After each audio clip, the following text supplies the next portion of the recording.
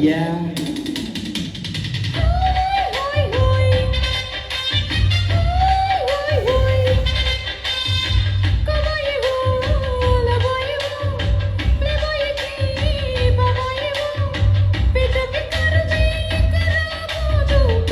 Thank you.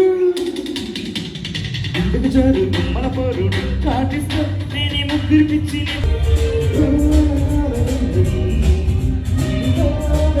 ఉన్నది